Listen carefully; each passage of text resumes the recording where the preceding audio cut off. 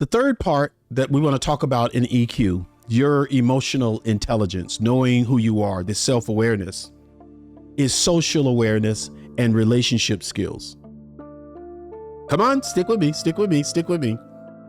You may not think you're good at building relationships, but I'm going to help you with this because I had to go through it too. Social awareness and relationship skills.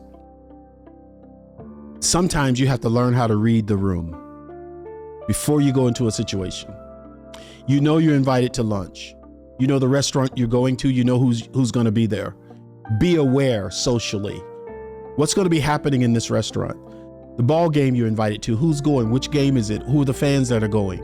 You can think about what you're walking into before you get there. That's called social awareness. So that when you get there, you're not surprised. You're not surprised with who's there. You're not surprised at who's winning the game. You're not surprised at who's at this particular meeting and what they're doing. You're not surprised. You're prepared for it.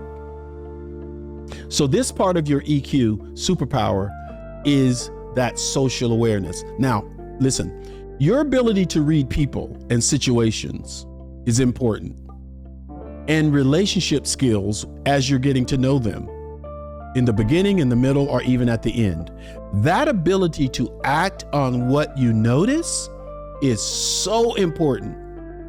Got to trust yourself when you're going someplace. You got to trust your intuition, your EQ, how you viewed lives. You can compare them to other rooms you were in. You can recount what went well and what went horrible. You know somebody like the person you're getting ready to have lunch with. You know someone like the friend you're getting ready to take a vacation with. You know someone like them. So new situations don't have to throw you off. Have you ever walked into a meeting and immediately felt the tension? You could feel it in the room. Nobody had said anything. The agenda didn't say it, but you can feel it. Or maybe you've noticed a friend smiling, but you knew deep down something was wrong. You could see right through their smile. You could walk in a room and you could tell something happened before I got here, or there's ill will in this room, or this is an excitement. This is an exciting opportunity. Something amazing is getting ready to happen. Learn to trust your intuitions and your feelings. That's social awareness.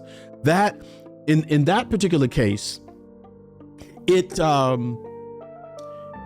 implies that you're connected. You're connected to the situation that you're in. You're not just there visiting it. Your whole person is there. But here's the real strength. It's not just noticing, it's acting. I know which room I'm in.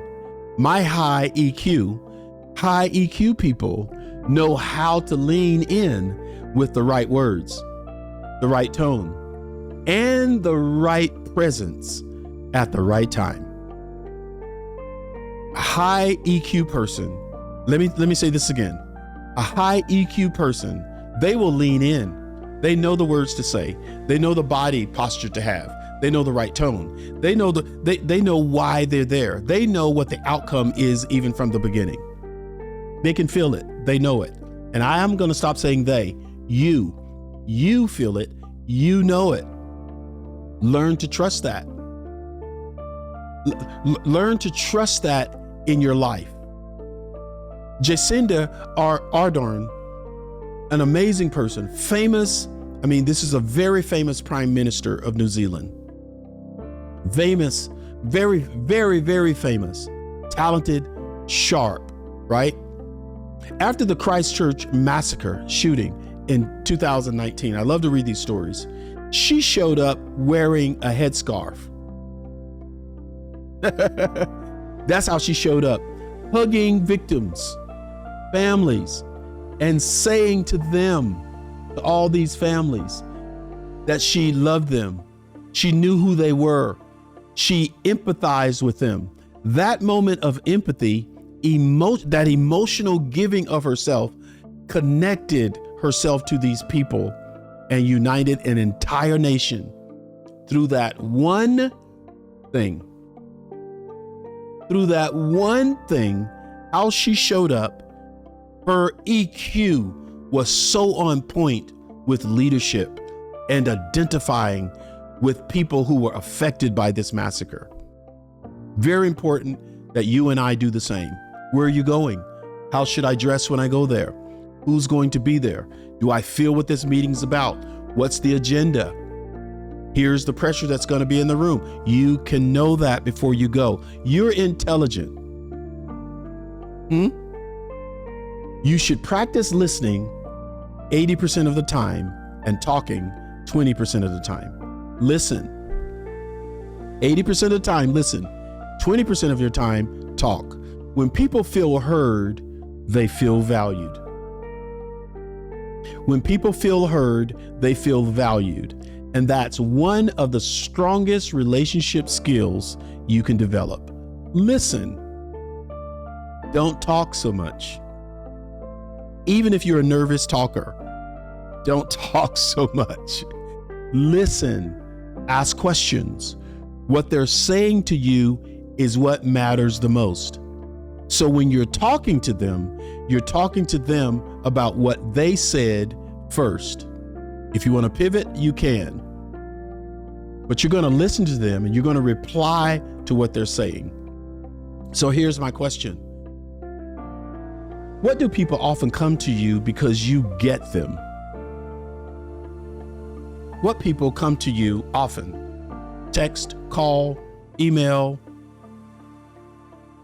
And it's because you get them, you understand them, you know how to have a conversation with them. Or do you find reading emotions harder than other people? Let me know in the comments. Is this particular superpower, is it something you've recognized and you're using, or is it something that's been pretty difficult for you to grasp? I'd like to know. It'll also help other people when they know.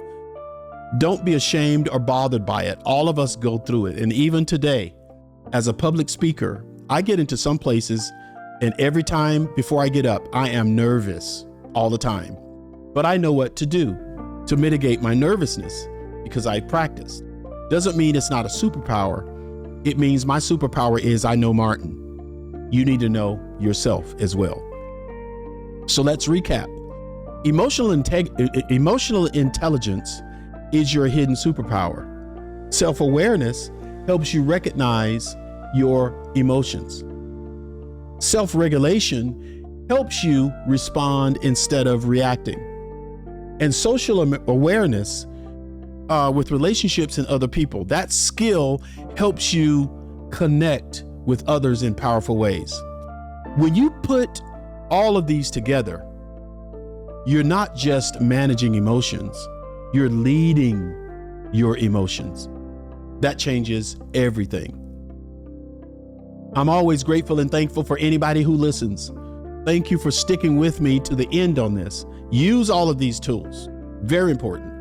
That really puts you ahead of most people because now you know how to grow in your emotional intelligence.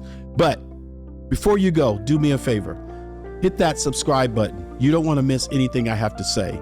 Share this with friends. Share this whole experience with them so that we get more people to join us and we can spread the news better. All right. I'll be responding to as many of you as I can. I'll see you next time.